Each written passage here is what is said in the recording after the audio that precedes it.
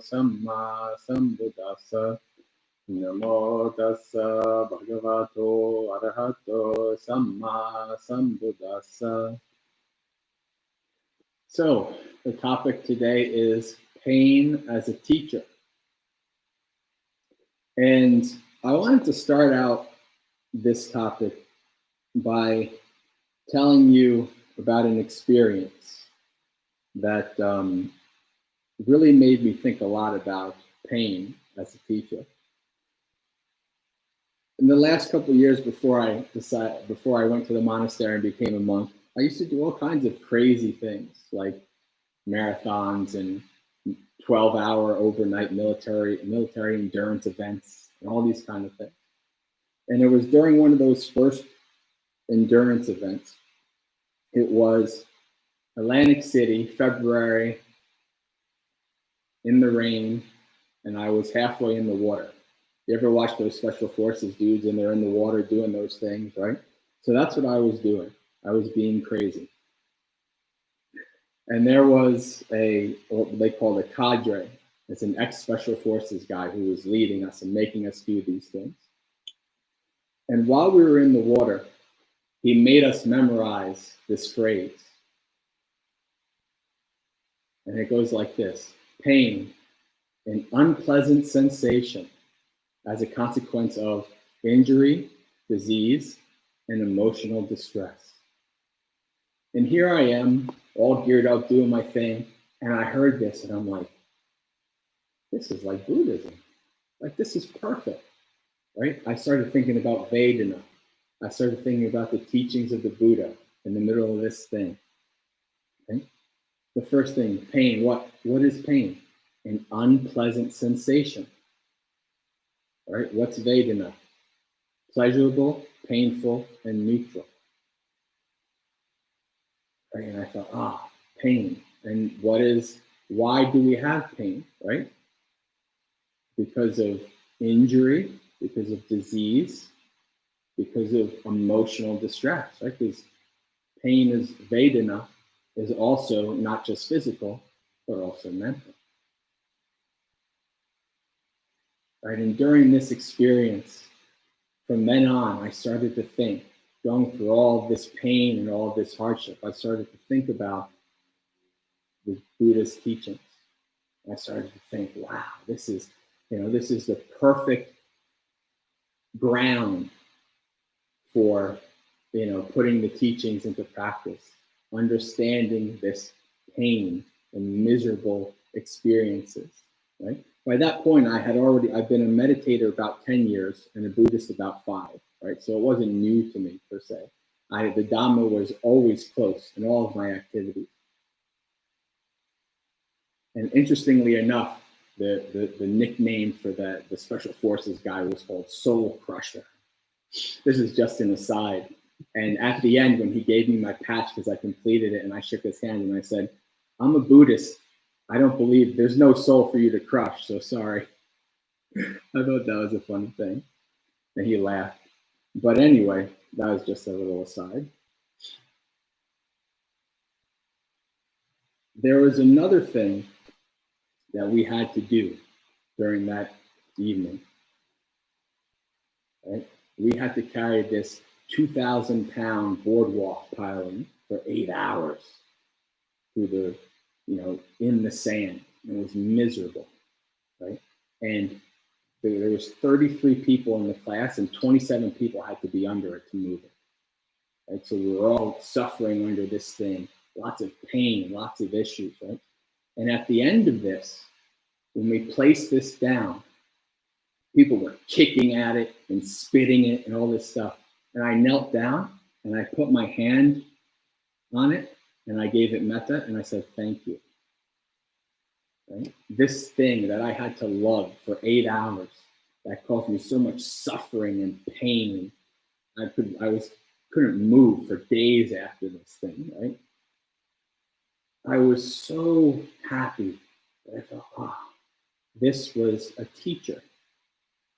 This taught me, this helped me learn. Right? Going through this experience, I could have been like, this stupid thing, I can't believe it made me have all this pain and I kicked it away and all that. No, I gave it metta. And while I was in this experience with all of my 23, 33 teammates, we were going this, and when I would be miserable and dejected, and I think, give metta, right? Give metta to my teammates and give metta to this thing, this experience, right, that I'm going through. Right? And that really helped me learn, right? That helped me to understand and to see, okay, I have two choices. I can go through this all miserable and grumpy and not learn from it, or I can investigate it, I can understand it, and I can use it as a teacher. Right? So this is a very important thing, right? This is a mindset, isn't it? Right? To understand whatever experience is happening, I can use it as a teaching. I can use it as a lesson. Very important thing. Right? And the Buddha, one of the other mottos I learned dealing with these things within the special forces, they have a motto. It's called, pain is inevitable, suffering is optional. And as a Buddhist, I said, oh, there was somebody who said that 2,600 years ago. It was the Buddha. Right? Where did he say this? There's a wonderful sutta. It's called Salla Sutta, simile of the arrow. Right? And in this simile, the Buddha talks about the difference between a awakened being and a regular person. Right? In the sutta, the awakened being and the regular person is hit with the arrow of pain, right? What the Buddha called dukkha dukkha. Dukkha dukkha is physical pain, hit with the arrow of pain. And what the Buddha says is, for a regular person, once they're hit with the arrow of pain, they're immediately hit with a second arrow of what? Mental suffering. The Buddha says, once there is pain, the person grieves and laments and wails and beats their breast and tries to escape the pain. Okay? But then the Buddha talks about an awakened one. And he says that the awakened one is hit with the arrow of physical suffering, right? And you thought if you become awakened, there's no physical pain. As long as we have this body, what is our body of the nature to do? To get sick, to get old, to fall apart, to have lots of pain. So as long as we have a body, we will have pain. Physical pain, dukkha dukkha, right? But the awakened being, right? What do? They do this kind of like Matrix ninja thing. When that second arrow comes, they dodge it, right? They only have the physical, the arrow of dukkha dukkha. They don't have the second arrow of mental pain. So this is a wonderful lesson for us, right? We all have pain, right? Some of us have very chronic pains, right? And that reach a whole other level. And I can talk about that towards the end.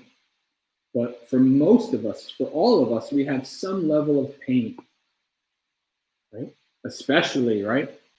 Those of us who grew up with nice lounge chairs, when, we always had nice chairs, comfortable this, comfortable that. We didn't grow up like sitting on mats and things like that, right? What is a major part of our practice for a long time? When we sit down to meditate, pain. All kinds of pains. Pains in your knees, your feet your legs fall asleep, your back starts to ache, all kinds of pains. Right? So, what is that? That's training. That is for us to learn, to understand, right? To use for the development of insight. When most of you have already heard me say this a million times, sitting and I have very rarely ever gotten along. I've gone through many years of investigation and trying out different cushions and different things. And I have one cushion, two cushions, three cushions, side cushions. And then at one point I was just meditating on bare concrete with nothing because I was trying to find a way to deal with, minimizing pain in my sitting meditation. I was searching for ways to minimize my pain. Right? And that was actually quite beneficial because I learned to be so fine-tuned with my posture that I can tell when it was just a little, even today, I can just tell when it's just a little bit out of balance, right? And you know what I know when it's just a little bit out of balance? 30 minutes later, it's going to be pain, right? So I learned from that how to try to work with my posture, what I need to do. Like Bhante always talks about, sit in full lotus. If you can't sit in full lotus, practice, do more stretching, right? So you learn to do stretching, and you learn to do all kinds of things. But what does that do? It only minimizes. It doesn't make it go away, right? Like some people say to me, they ask, Bhante, how much time do you have to meditate before your legs stop falling asleep? And I'm like, I don't know that answer because 15 years later, my legs still fall asleep. All right. So a large part of this meditative practice is what? Understanding pain, right?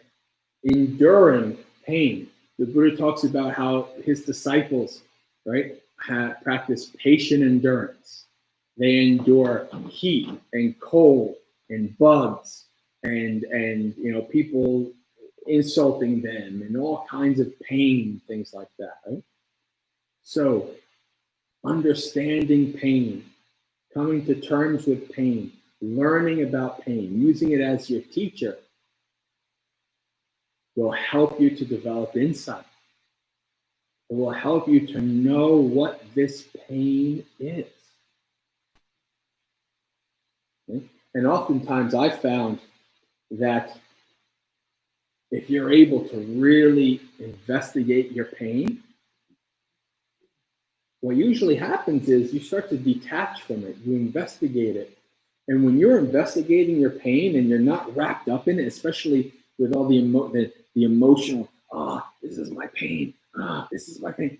You know what happens? What I noticed?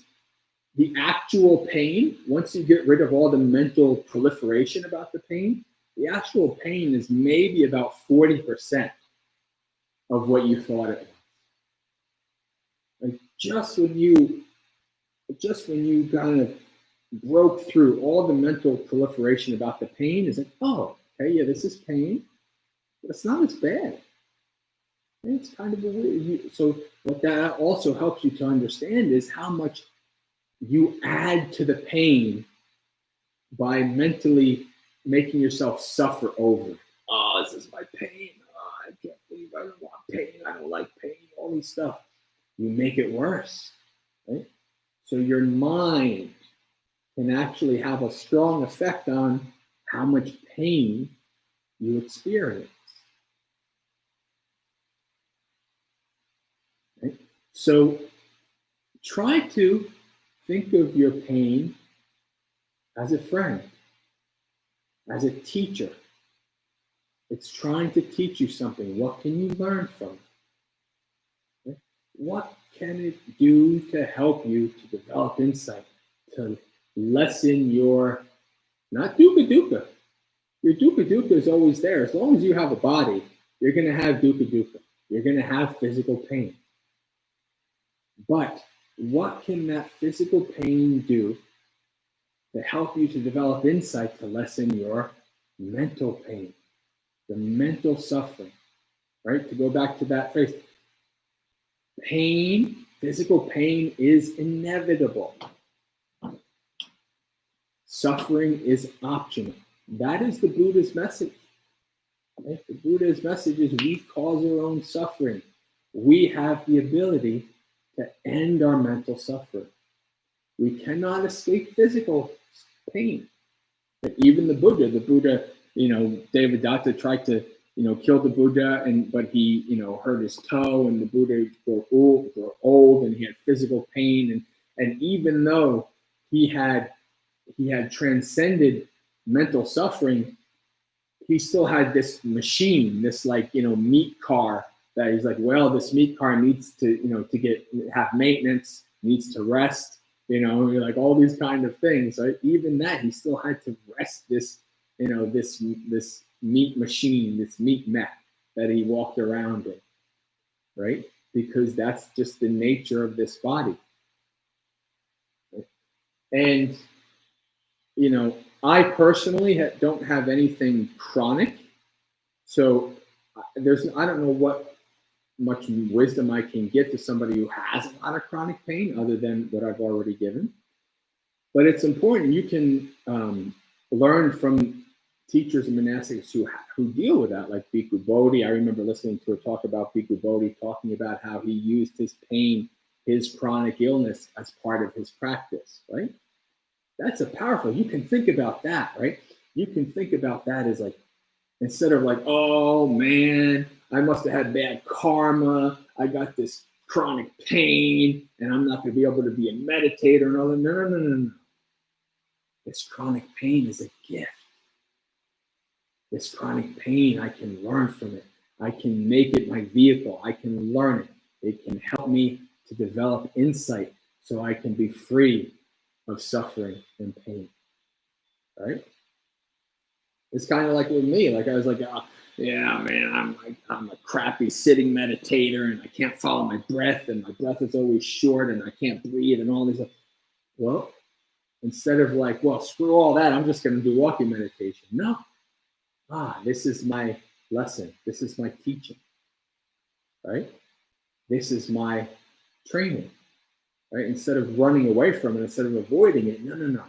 This is part of what I need to do, right? This is, part of my proclivities, part of my past karma, part of whatever, my environment, whatever was the, conditions that created this issue that I have, right? I can think about it, well, this is, I can't become enlightened with this crap, with this stuff. I might as well just not meditate, right? I might as well just, do whatever. No. You can say, I can turn this into something positive, right? I can use this to develop insight, to develop my practice, right? Because we all have our own proclivities. We all have our own, in many ways, all of our practice is the same, because in many ways our mind is all the same. We all have greed, hatred, and delusion. We have a lot of the same underlying tendencies. But in also many ways, we have very different practices, because we have different bodies, and we have different tendencies, and we have different, proclivities of mind, and all these kind of things, right? So in this body, in this life, this is what you have to deal with. So it's your choice. Right? Do you, use it as an obstacle, or do you use it as a teacher? Right? One of my favorite things from Ajahn Chah, like the name of one of his collections of teachings, is everything is teaching you. Right? And as a early, in my early days, my practitioner, my early Buddhist days, I say, this is, I feel that this is correct. I really like this. Everything is teaching. Right? And one of my favorite stories is of Ajahn Brahm, and he would talk about how they're in the jungle and they're meditating. He would talk about like just dozens upon dozens of mosquitoes being all over his body. And he would go to Ajahn Chah and kind of complain. It's like, can I have a net? Is there something, what can I do to stop these mosquitoes? And Ajahn Chah said, from now on, they are Ajahn Mosquito. Right? And I really took to that. I really liked that. I was like, Ajahn pain, Ajahn New Jersey driving, Ajahn, coworkers, Ajahn whatever, right? So if you got chronic pain, Ajahn chronic this, Ajahn chronic that, right? Not only is that a more positive outlook, but it's also more positive for your practice, for your development, right? I have this is what I'm dealing with, right? I wish it could be something else, right? I wish I could have the most perfect body, and I wish I could have came out of the womb and I can do full lotus and float and do all kinds of things, right? But guess what? That's not reality. That's not what you got, right? You got to deal with what you got. So it's your choice how you want to look at this, right? Now, you could say, is this going to, make my practice, am I not going to, not be able to get into jhana or this or that? Maybe, maybe not. You don't know, right? You don't know. But you also don't know that it would, right? You don't know if it would harm you or it could be a benefit to you. You don't know. So my suggestion is to take it on as a teacher, right? To take it on as part of your understanding phenomena, right? One of the factors of awakening, Dhamma Vichaya, investigation of phenomena, investigation of Dhammas. Pain, whether run-of-the-mill pain or chronic pain, chronic issues, what is that? That's Dhamma. So you can investigate it. And you can use that, right? You can investigate those Dhammas and develop the factors of awakening. And then one day, you can be like the awakened being who only hits the one arrow, but dodges the second arrow. Just like Neo in the Matrix, right? When he does a thing where like the bullets are coming, he just goes, and then the bullets stop, right? You can be that, no more mental suffering, gone. All right, friends. So I think that's good enough for now, and we can go to Q&A. Great. Well, thank you, Bhante, for sharing that lovely talk. Bernadette says, totally going to do that move. So I'm hoping to do that move as well. It looks pretty cool. So if you have any questions or comments, please go ahead and enter them in. Adriana says, loving the Matrix reference, 3 exclamation points. So I should probably say that more enthusiastically. So she's saying, loving this Matrix reference. One of the great things about Adriana is she's just so enthusiastic about Dhamma. She loves to hear Dhamma. She's so excited. Every Dhamma. That's great. It's one of the strengths of a disciple of the Noble Ones, is they get joyful when they hear the Dhamma. Yeah. So far there's no actual questions. Yeah, so we might be having a short night. If you have questions, you have 10 seconds. So 10, 9, 8, 7, 6, 5, 4, 3, 2, 1. -1, negative 1/2. Oh, questions. Oh, okay.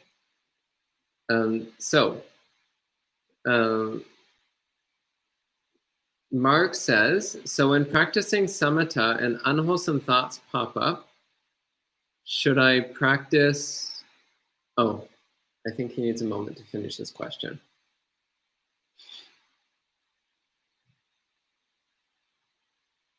Bradley has a question. Okay. Okay, Mark, continue typing your question. You're fine.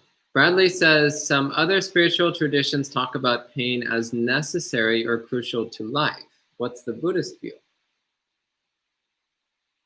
Necessary or crucial to life?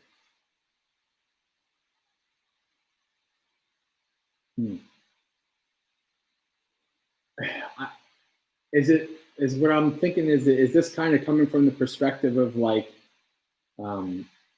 where somebody would say, well, life is, life, there's suffering, and then there's also good things in life, like you kind of accept it all? Or is it, I'm not exactly quite sure of the clarification of that He question. clarifies, and he says, in the sense that we shouldn't want to be free of suffering. Yeah, that's what I thought. Because pain is a teacher. Yeah. Well, I suppose if there was only one lifetime, I guess it really wouldn't matter. But of course, in Buddhism, we understand that there's more than one lifetime, right? So we understand over time, we keep experiencing these things throughout birth, old age, sickness, death, over and over and over and over again. And eventually it's like, okay, life is okay. Yeah, sure, it has its positives, right? And the Buddha, one of the misconceptions that people often have is the Buddha says there's no pleasant things in life, and we should avoid all these pleasant things. Obviously, we know the Buddha does not say that. The Buddha actually says the opposite. The Buddha wants us to understand these pleasant things, right? What? He wants to understand the gratification, the danger, and the escape. He wants us to delve into those pleasant things, right? Because trying to push them away is not learning. It's not understanding them. It's not gaining insight into them. And it's not overcoming them. It's just trying to push them away, right? And that's the same thing with pain, right? We're not trying to be averse to pain or get away from it. We're trying to understand it, right? And so we understand that having this body means pleasure and pain and neutral. But most of the time, you don't care about neutral. That's why it's neutral, because we just don't pay attention to it. And so we understand that, yes, this is part of life, right? There's this pleasure and there's pain. But as our knowledge deepens, right? The first level of dukkha is dukkha, right? And then maybe if we're not practitioners and we don't develop wisdom, we start to understand the second level as we get older. Viparinama dukkha, which is the dukkha of change, right? We get older, stuff starts to fall apart. We go, oh yeah, this is lots of dukkha. But as we develop our insight, we start to see what? Sankhara dukkha. That means that even in the most pleasant, wonderful things, what? There's dukkha. So we understand, this was nice and all, but I think I'm done. I think I'm ready to escape. I've had enough, and see you later. So now I'm going to become awakened and be over it, transcend it, right? So, yeah, we shouldn't understand that we're trying to avoid it per se, or at least trying to unskillfully avoid it. Well, of course, we want to minimize, our suffering and our pain, right? Nobody wants to go through life in complete and utter pain and nothing much else. That's like the hell realms, right? The hell realms, Buddha says the hell realms are almost exclusively pain, right? The heaven realms are almost exclusively pleasure, right? The human realms is, a mixture of both, right? So we understand that, inherent is this, in this body is pleasure and pain. And eventually we transcend pleasure and pain, which are conditioned experiences, conditioned existence. Okay, so we have a few questions that have appeared since I threatened to end the live stream early. I thought I was going to get an early night. It's okay. So question away. Okay. So Mark asks, when practicing samatha and unwholesome thoughts pop up, should I practice using what Bhante S. talked about, the 5 methods of working with unwholesome thoughts? I think he's referring to the Detaching Sutta. Mm-hmm. Or stay with concentration. So should he use the 5 methods, or should he stay with concentration? Well, my understanding of the 5 methods is that that's kind of used when your thoughts are keeping you from developing concentration, right? Because, I often pair the Vitakka Sutta with the Dvaita Vitakka Sutta, which is the sutta right before it, which is the 2 kinds of thought. And in that sutta, the Buddha talks about splitting his thoughts into 2. And when he notices that there is an unskillful thought, when he investigates it and he notices it, 9 times out of 10, it dissipates on its own, right? So you're just recognizing, you're following your breath, and an unskillful thought arises, and you just recognize it. And if it's just there, you just don't, just let it be. Even if it's a pleasant thought, you're just following your breath. You're developing your samatha, your one pointedness on the object. You're just following your breath, and all kinds of stuff will come. Like I remember in one of my deepest samathas, there was like in the corner of my mind, in the corner of my vision, there was some kind of like show happening. There was some kind of narrative. There were people and they were doing things, and I was just totally immersed in my breath. It didn't mean anything to me. It was just kind of weird. I'm like, what is this thing happening, right? And so I recognized that while I'm following my breath and developing my samatha, all kinds of stuff is going to occur, right?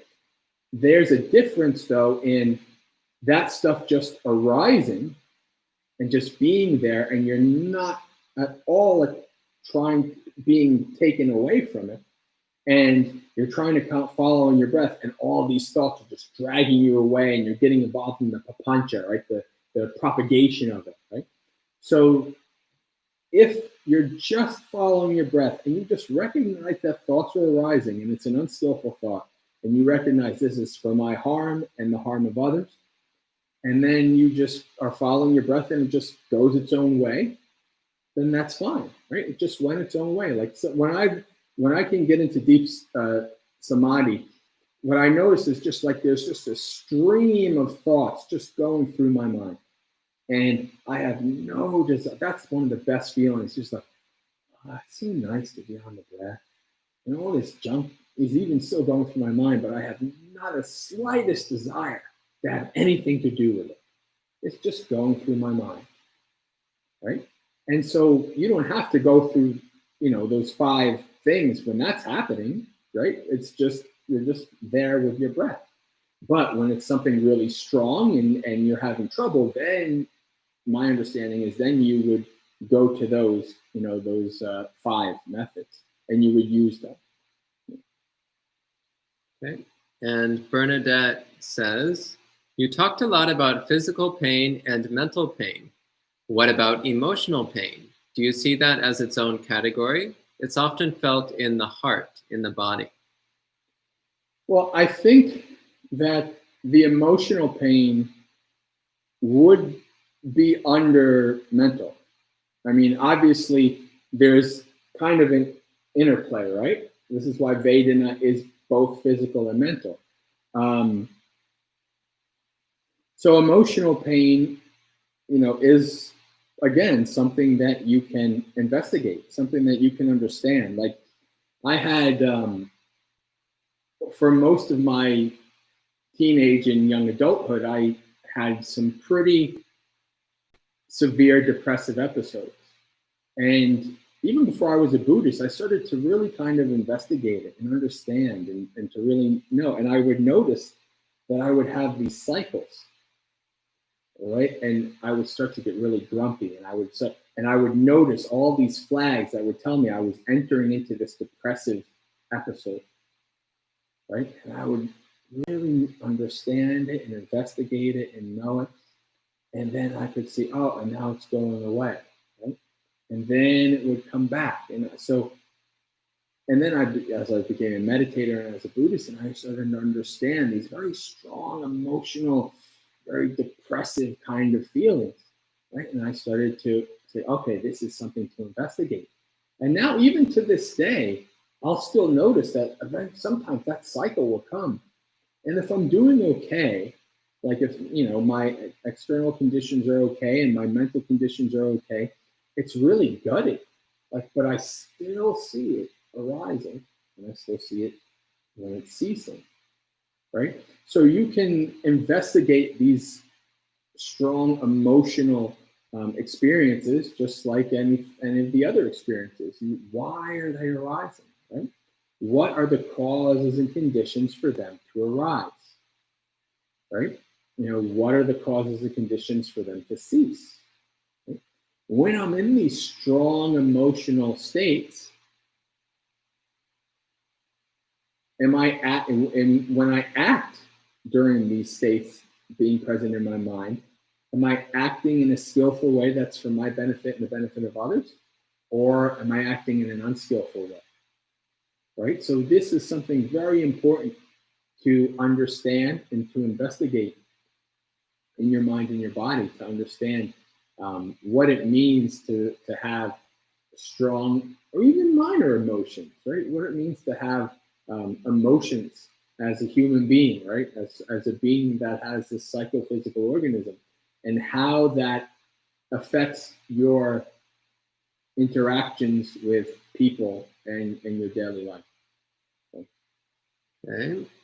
And Adriana asks, Bhante, some teachers recommend that when pain arises, we observe the pain head on, while others recommend that we observe a neutral feeling instead. So I'm a bit confused as to what to do. Would appreciate what you would recommend. Thank you. I'm not familiar with the observing a neutral feeling. I mean, I don't know why. I mean, I'm trying to think of why that would be taught. Maybe as like kind of to try to escape physical pain. I'm not sure. I've never heard that before. I've heard it, but I don't recommend it I don't recommend it because it cultivates the same aversive reaction of trying to avoid the sensation rather than understand it. Mm-hmm. But some teachers teach that approach because it breaks the habit of hating the pain. Like you mentioned earlier, the tendency to sit here thinking, I hate this pain, I want it to stop. So then shifting your attention to something else breaks that habit of hating on the sensation. But I still don't recommend that method because what I would recommend is deeply investigating the pain and practicing a lot of metta for yourself and your body and your pain. Yeah. That's what I would recommend.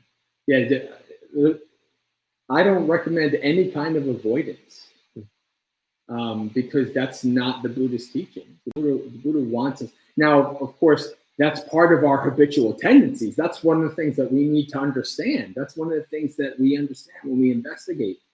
Right? In the Sutta Sutta, the Buddha says, when we experience something pleasant, our underlying tendency is to attach to that pleasant thing.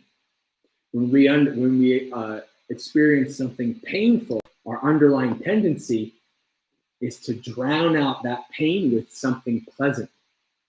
For example, I'll give an example of myself, as a food eater, using food as an emotional, for my depression and all these kind of things. Food is a friend. Even when I was, I didn't have a lot of friends and I felt very lonely and all that stuff, food was my friend, man. Food gave me some good feeling while I was depressed and fat and just, hated people and didn't have a lot of friends. Food was my friend, right? And now what happened was food became my enemy because I became 400 pounds, right?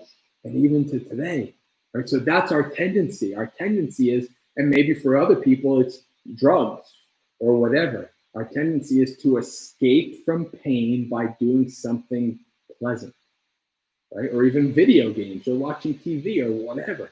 That's our tendency, right? So we don't need to, we already do that. We want to break that. So I can understand maybe why somebody would want to use that to break the tendency. But I think the way you do that is by investigating it, by facing it head on, by seeing it. And when you see it, then you understand, okay, I understand this now, right? And then maybe I need to give myself some metta, right? People ask, can you give metta to, inanimate objects, right? And the Buddha never really taught that per se, but remember how in the beginning I told you I gave metta to that 2,000-pound piling that caused me so much suffering, right? What I found is the point of metta is to eradicate all ill will in every little nook and cranny of your mind, right? You can have lots of ill will towards inanimate objects, can't you? Right? So You can investigate like lots of metta for this body, right? And lots of metta for yourself as a practitioner, right? You're trying to patiently endure. It's hard to investigate something like pain. And eventually maybe you have to say, okay, I've done enough. And lots of metta for myself. And lots of, encouragement, positive self-talk. Good job investigating that pain. You endured more than you ever did before. Very good. This is a very positive step towards awakening. Investigate. So we don't want to escape. We want to face head on. We want to see things as they are. And when we need to, we also have lots of self-compassion and self-metta to help us to keep doing it instead of trying to run away. And Bernadette asks, how does the teacher of pain intertwine with our cultivation of compassion?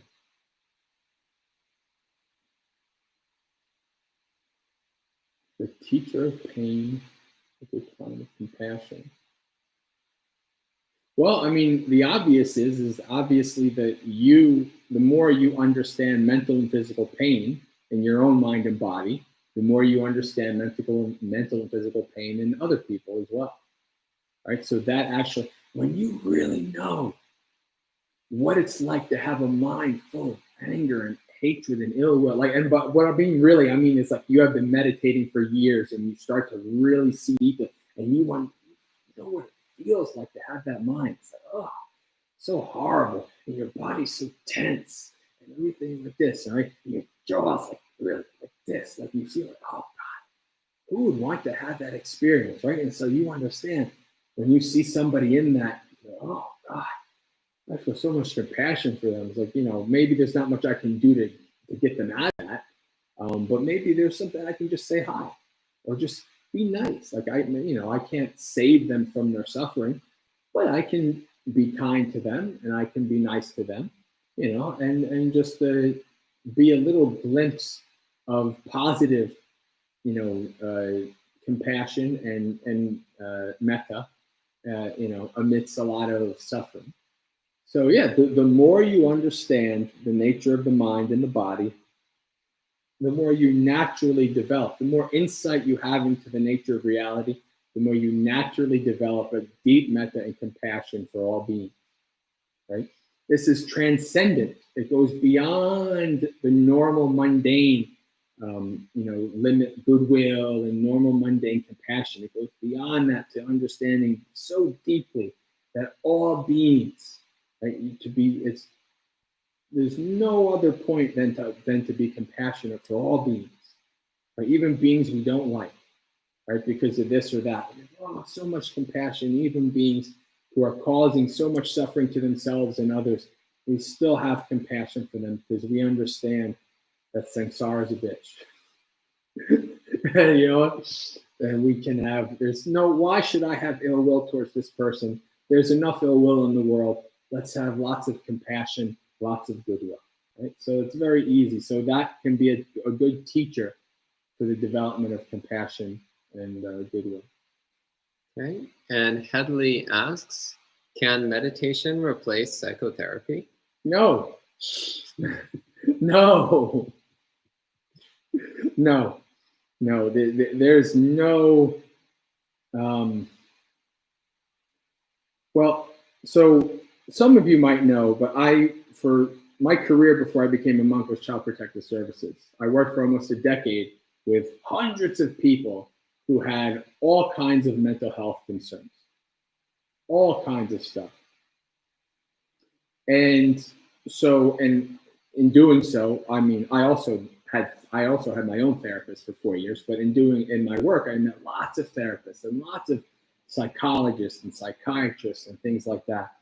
And interestingly enough, the very first time, I became a samanera, and less than a month of becoming a samanera, I was teaching at a retreat at Bhavana. And this woman came up to me at the end. She's like, Bhante, thank you so much for your teachings, and it was so wonderful. And she started talking about her mental health issues and her medications. And it dawned on me that she was trying to get me to validate her to stop taking her medications so that she can just meditate. And I said, when I realized, I was like, okay, I understand. And so what I told her was that meditation, at least for somebody who is not very, somebody who hasn't been meditating for many years and has lots of deep insights, for the average person, when somebody sits down to meditate, the average person has spent their whole life never looking inside. They've been repressing things, they've been avoiding things, they've been doing all kinds of stuff to avoid what's going on in their mind. And then all of a sudden they decide, I'm going to do a 7-day retreat, right? And they sit down and they're just there with their mind. And what do you think comes up? Trauma, whatever you've repressed, all kinds of stuff comes up, right? And then what happens? They have trouble and they say, oh, this meditation thing made things worse and all this stuff. And then they think meditation's no good. It's not good. What I always suggest somebody is, if you have, and again, I know a thing or two about depression, regular depression at least, and I know a thing or two about therapy, right? Because I've done it myself. What I would suggest is either finding, if you have trauma, if you have something that you need to work through, some mental health, if you're bipolar or this, whatever it is, you work with, traditional therapeutic interventions, and you also practice. So maybe you have a therapist and a psychiatrist and also a Dhamma teacher. Or maybe you have a therapist who is, a behavioral therapist, but also, is certified in like mindfulness-based stress reduction or whatever, kind of joint clinical. Towards the end of my career, I met a lot of therapists who were doing this kind of joint, they were becoming like Dhamma teachers and, not Dhamma teachers, Vipassana teachers and things like that.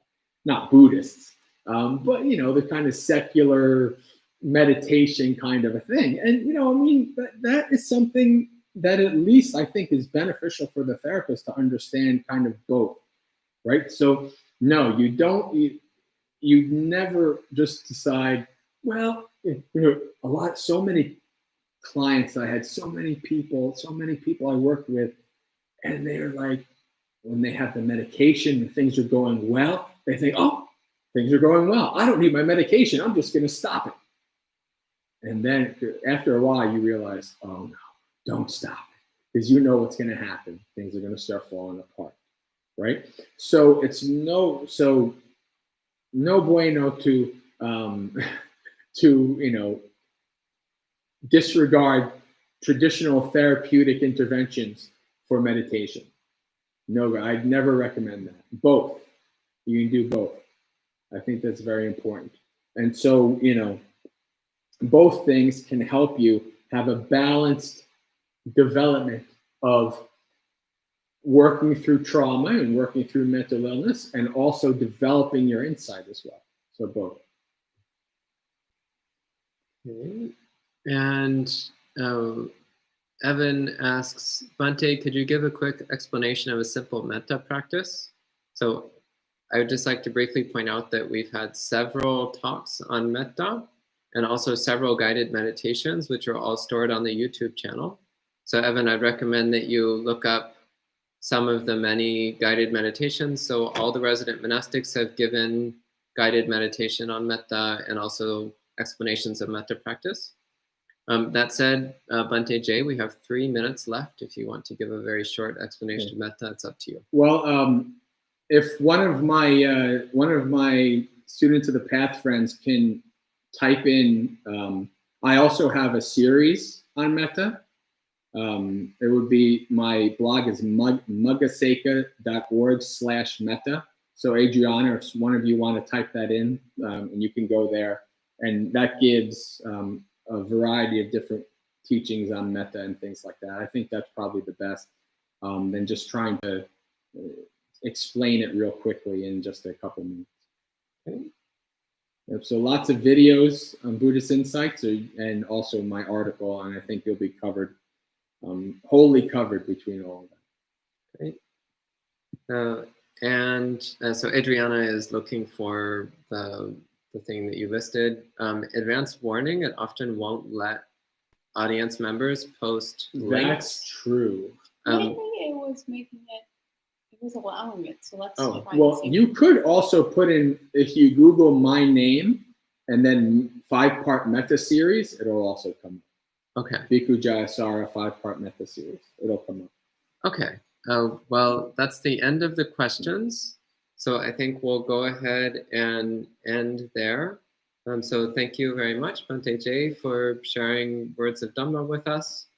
And as usual, we will continue doing morning and evening live streams on Wednesdays, Thursdays, and Fridays of every week